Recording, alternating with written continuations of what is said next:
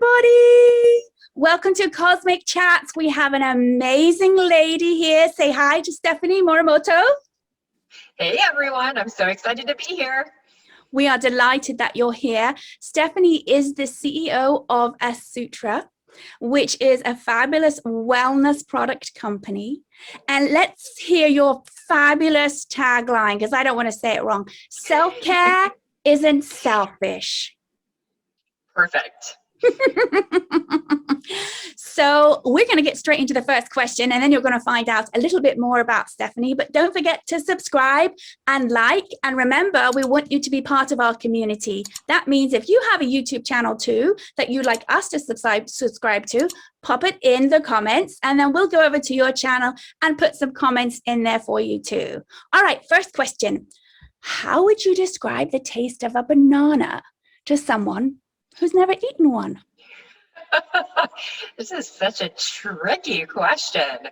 Well, I would say it has a mild flavor. It's a little bit sweet. And then at the very end, there's just a little tartness. And I know this isn't a flavor, but I think it's also important to note that it's a little creamy, almost like the cross between a custard and a cake. Ooh, the cross between a custard and a cake. I love it. It's a cake-ted. Well, I don't know if that sounds so appetizing. It doesn't. It doesn't. But I never liked custard. So now custard has sort of gone up in my echelon because bananas are manageable. Are you a banana person? I am a banana person. I love bananas. In my smoothies, with peanut butter, on a sandwich, all sorts of ways. Do we have any peanut butter banana flavored products? At Asutra? No. We don't sell anything at Asutra that you can eat or ingest. But it's funny that you raised this because just yesterday I had a peanut butter and banana sandwich for lunch. Did you have it with white bread? Well, we had leftover hot dog buns from the 4th of July barbecue. So we actually made those into French toast. And then we used the leftover French toast to make peanut butter banana sandwiches. Okay, that sounds fantastic, although somewhat indigestible. Are you not a banana person? I actually, boring fact, I'm hypoglycemic. And so bananas are not my friend. I tend to be more of a peach lady. I do love peaches. There are incredible peaches here in the summer. End of August in Chicago, they are just ripe and juicy and beautiful. And we are crazy because we love to have peaches in the summer, but we don't like buying canned peaches from the store or frozen peaches. So we actually buy a whole bushel from our favorite farm. We drag them home and then we peel, slice, and put them in a light sugar syrup, and we freeze them ourselves, 30 pounds or so every year. Oh my gosh, come on, let's give them a shout out then. The farm, Mitch Klug Farm in Michigan, and they come to the Chicago farmers markets. All right, we're going to put that description there for you to check it out if you're interested. We're all about helping other people. I love that. And I also wonder, are you the kind of person that if you find a shirt you like or bottoms that you buy two in the store? I feel like you just know me deeply, Paula. I'm not sure how you know me this deeply because we just started getting to know each other a few months ago. But yes, I am. If I find a shirt or bottoms I love, I buy them in multiple colors. I learned that trick from my mother-in-law, who always does that too. And she said, look, if you like it, just buy a few. You never know when you're going to need more. Because they're going to change the style. Or, you know, they're going to change the material and it's not the same anymore. It's true.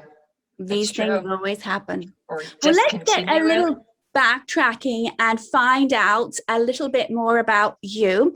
Those of you who did hear correctly, Stephanie and Asutra have been wonderful advocates for Aware Meditation Inc. in our non-profit. They have helped us out and supported us. If you're curious about what we are, you can just go look at the stuff in the description. Look at our lovely live streams. You're going to see back here is an image bit blurry, an image of the ebook we have, which is Vedic meditation stories.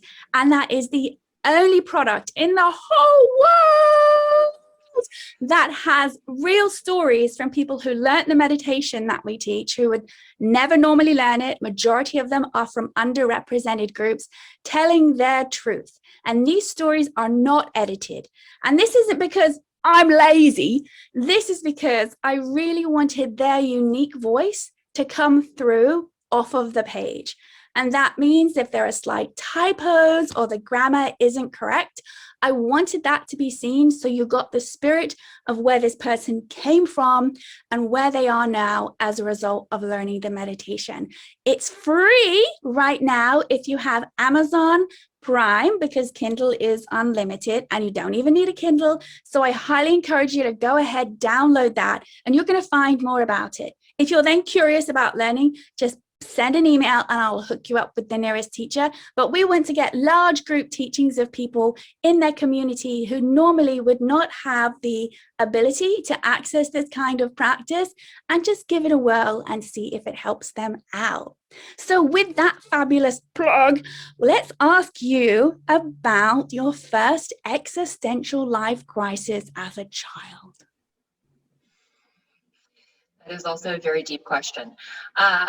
I think my first existential crisis was actually in high school as a teenager. I was just running around like crazy. I mean, I was taking all these classes, I was volunteering in multiple organizations, I was running a food drive for Thanksgiving, I was in all these different clubs, I was an editor on the school newspaper, and it was just too much. And I felt like I was always the type of person who had to hold it together, both at home and with my friends at school and with my teachers and all of that. And I just remember walking down the hallway one day and I felt just exhausted. I mean, completely exhausted. And I thought, all I want to do is sit down on the floor and cry because I was so tired. But it really helped me realize that I was focused on being busy instead of really focusing on the things that gave me the most joy or the most fulfillment. And it took me a long time to really sort out what that meant. I would say college was a big journey to figure that out. And even my first 10 years of professional life after college, it took me a long time and a lot of discussions and some therapy to figure out why do I feel so driven to be quote unquote productive and busy all the time, and what do I really want my life to be? But that was the first, I'd say the first trigger or the first moment that I questioned what I was doing. And you were what age exactly? Do you remember? About 16. So this was all part of the push to get to a good university, correct? At that time of your life? Yes. So I grew up in a town called Joliet, about an hour outside the city of Chicago, and I went to what I would call mediocre at best public schools. A lot of the kids I went to high school with did not graduate. If they did, they didn't necessarily go to college or a four-year college. Maybe they went to the community college. And I just had this huge desire to get out of town. I wanted to leave Joliet. I wanted to see a whole different world. And for whatever reason, I got it stuck in my head that I wanted to go to college on the East Coast of the United States. I just wanted to get far away and experience something different. So yes, I was pushing myself really hard to achieve that dream. So that was all of these philanthropic activities. Was your heart in it, or was the heart more about getting that box checked so you could get out of town and go to the university you wanted to? The funny thing is, my heart was totally into the philanthropic activities and the causes and not into school. So I just, unfortunately, we just didn't have access to amazing teachers or amazing academic experiences. And the clubs that we had or the causes that we could contribute to in the community were a little more self-directed. They were things that we could create and figure out what we wanted to do and what difference we wanted to make. And that was something I guess I really learned from my grandfather. And that was a real passion for me, even as a teenager or as a younger kid. I wanted to do things that would make a difference in the community that I lived in. So I really cared about that stuff, but I didn't really care so much about classes or going to school. Yes, often if we have a different normal academic, let's say where we flourish in an area such as philanthropy, right? Nowadays, a lot of schools, the community projects are very important, right? And it's part of curriculum. But the schooling, especially if there's limited access to schools, doesn't involve that. And so people come out with a very linear experience of education and not really being able to express themselves fully. You know, if that had been more part of the curriculum, then maybe you would have thrived even more or created your own. I mean, I'm blown away when you hear of teenagers creating their own nonprofit and starting it up. I feel like, what? That never would have come to my brain because it wasn't part of the very English academic schooling, you know, how you had to do it, right?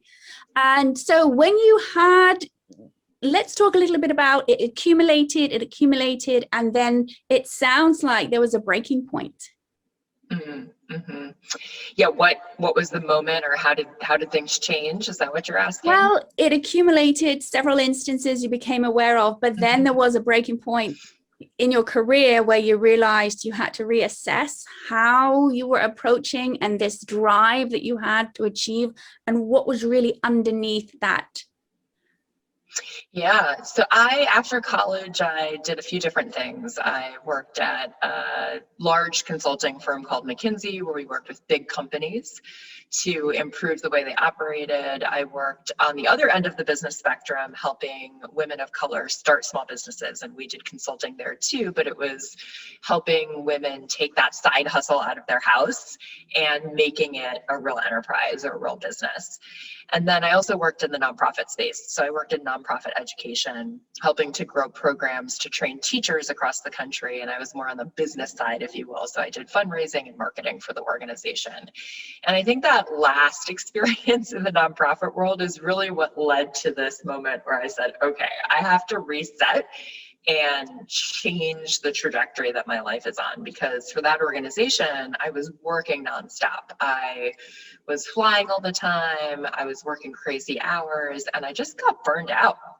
And I think that was compounded by the fact that we were growing so fast. So the reward for achieving a crazy ambitious goal was to just do more, right? Your goal got raised for you. And we were sort of building the plane while flying it as we grew, which is always adds a little bit more stress versus growing something that has been established for a little while. So I did that for a while. We were very successful in growing our reach and our impact and really providing better teachers for more kids in high need school systems across the country. But I got to a point where I was like, I just literally can't do this anymore. I mean, I'm unhappy. I'm deeply unhappy. And it feels like work that, you know, should bring joy and fulfillment. And while the mission certainly did, the way I was spending my time every day did not. So I talked to the CEO of the organization, who is like my boss's boss. And I said, I just can't do this anymore. I need a break. I need to take a year off. And she really tried to get me to stay. She offered me all these different jobs. She offered to create one for me that didn't exist. She offered to, you know, let me go on sabbatical for a few months and then come back. And I said, no, I just have to like really create a hard stop and create a break. And I did. I was very, very, very fortunate to be able to take a year off and reset and reflect on who I wanted to be in the world next, as well as what I wanted to do next. So before we go on to find out what you did to help you, I think it's a really important point that you are bringing up in regards to non-profit work. Of course, in the last year where we have started up as a non-profit, one of the when I talk, or I have anyone, if it's a talent member who's coming on board where I'm more behind it, we have a meeting and I talk about, listen, part of what we're doing here is to bring bliss and joy to the world. And that means how we interact in that process includes having our own bliss and joy with what we're doing. That I'm here to help support you. Let's say they're doing that Yo Mama's comedy show, that you have a good comedy set that you feel good about doing, that you come away with feeling like I felt good participating in that event, not just for the cause, but creatively, I felt good. I met good people, down the line, maybe people meet their spouses or, these things where they have deeper relationships with people, because the burnout is so strong in nonprofit. The desire to help other people can actually be part of that same desire that you had when you were younger, like I've got to get results. And sure, the money comes in more, some more things are bought, but the expense of the individuals who are working for it, if we want to talk in a more esoteric level, the vibration is lower. Right? The idea is whoever is part of that project is supposed to be there for all reasons, none that I may even know myself. Right? There are millions of nonprofits, but everyone who's participating in what we're doing has to be from a place of they're there for that moment in time for all reasons, including their own need and their own growth.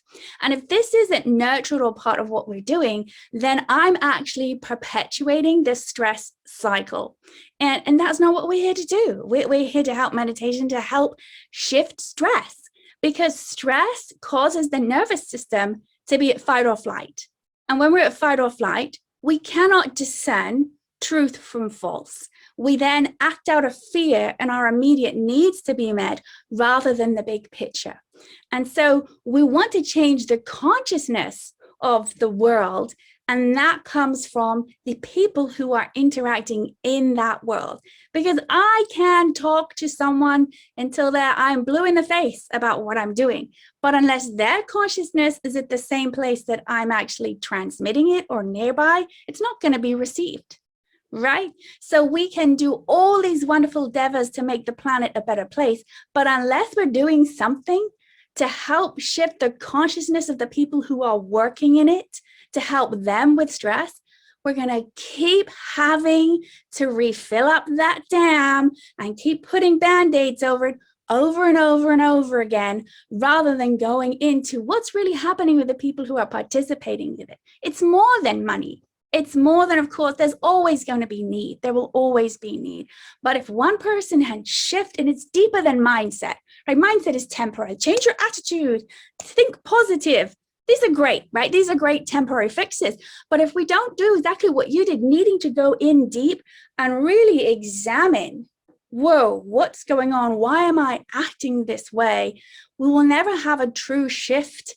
And what will happen is we actually move away from attracting things inward to get in that flow, and we push.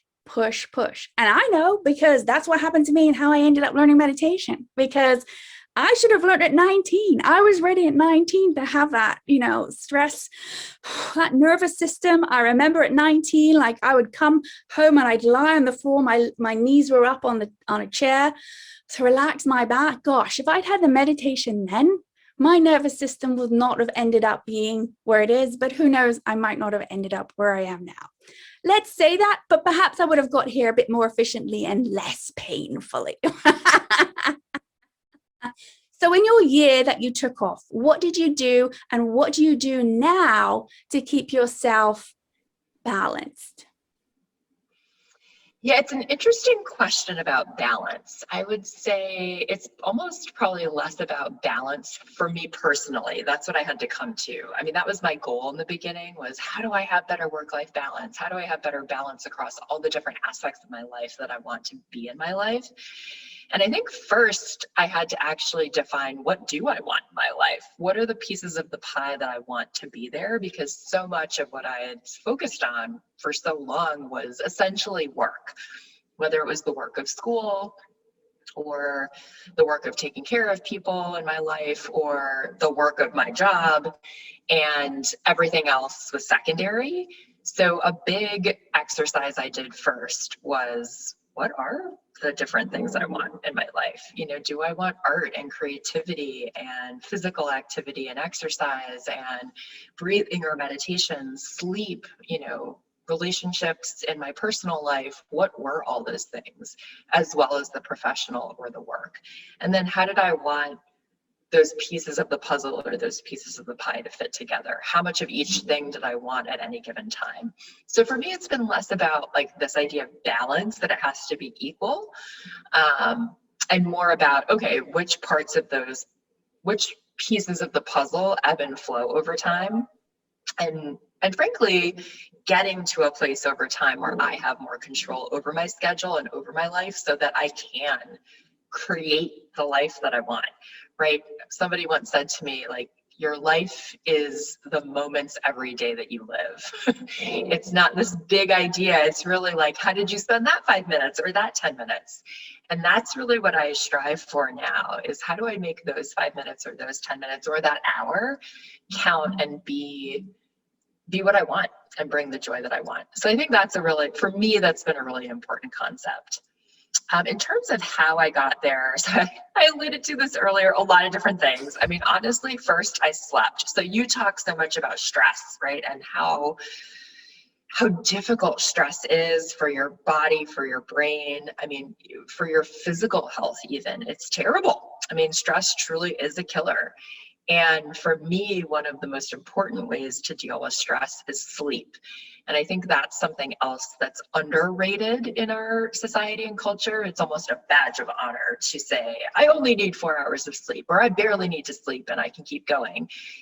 And I just want to yell at those people and say, no, no, no, no, no. Actually, you need at least 7 to 9 hours of sleep, and most adults probably need 8 hours of sleep. Most of us in the United States are sleep deprived.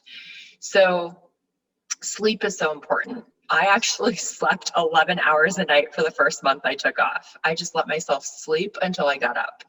And the rest was incredible because it allowed my brain to process things more clearly, and it allowed me to let so much more in and make meaning of them in a way that I hadn't been able to before. Therapy was another important point. I found an incredible woman therapist who was super smart and really good at pushing my thinking and asking me the right questions. And she really helped me uncover a lot of things that I tended to do and helped me see how I had put myself in situations that sort of exacerbated those unhealthy tendencies so that I could avoid putting myself in those situations in the future. And then I did an exercise, I read a book and did all the exercises in it called The Artist's Way. Mm-hmm. This is an old school book. I'm sure you and a lot of people listening are familiar with it. And it was honestly super helpful for me. I just loved following that journey and letting myself go on those artist dates to discover things I had never experienced before and to meet new people and to let new things in. And I really think that laid the foundation, that year and all of those things that I just described laid the foundation to allow me to be where I am today with Asutra. So many great points. The first one in regards to sleep, or the meditation that we do, the science proved it can get 2 to 5 times more deep rest than sleep in meditating. But when I teach it, I tell people this is not an excuse to not sleep. In fact, you may find you sleep more because that mind chatter is now getting sorted out in meditation, right? So we do absolutely. That's a great point. We need waking state, we need sleeping state, we need dreaming state. We need to get to that dreaming state. And scientifically, if we get to bed before 10, we've got those 4 hours before we start kicking in and getting those delta waves that come through, which is so important. With meditation, they've proven that the alpha waves come up stronger, and over time one starts to have the brain scan. If you first learn to meditate, start showing more equanimity from the left and the right hemisphere of the brain. But if you meditate over time, meaning certain amount of time over years, you find that this now happens in waking state. So we are more equal with that. And so sleep is imperative that we all get. Everyone has a different type of sleep cycle, but yes, when we have those days, we allow ourselves, I'm just going to sleep in, the permission of that can grant a deeper, more restful sleep, even if we don't even sleep that long. You know, I remember going back to the UK and my mom, and of course the time change is always hard, but I'd sleep and there was something about going home that my nervous system would allow it to restore. You've come all this way and you're not even up in the day to see me. And I'm thinking, but I'm actually relaxing. And it's sort of like this nurturing feeling of being able to get this deep rest. And yes, the writing, in fact, the Aware Meditation, we have a writing program very similar to that, a conscious train of thoughts that when we surrender and we allow what seems complete hickledy-pickledy, it's a technical term, coming out, what then spurs up is creativity. And this is because we've allowed all that surface gunk to move away, that now there's space for that brilliant idea, that beautiful inspiration. I don't know why, I'm going to go the long way home. And then you stop somewhere and you meet someone that you've even known from before, or you have a nice conversation and they turn up at a function a few months later. And it is this kismet, living in kismet, or these beautiful moments in life over and over again, that our life becomes a beautiful life. Because that's the magic. You can't get, money can't pay that. Money cannot have us, unless we do the film The Game, right? Where you have everyone manipulate around, but that's just too much money. And quite frankly, too much work. There's a lot of work. But those two aspects, writing and the meditation, we've found actually, you know, I call it the bullet train to releasing stress and getting to creativity. And the real interesting factor is the mystics, more one becomes in line, the less one needs from the outside. So this goal of drive, get, it's actually insatiable. And that's why we keep doing it, because it doesn't fill us up from in here. And how beautiful that we have an empowered female CEO who has spent years empowering other females.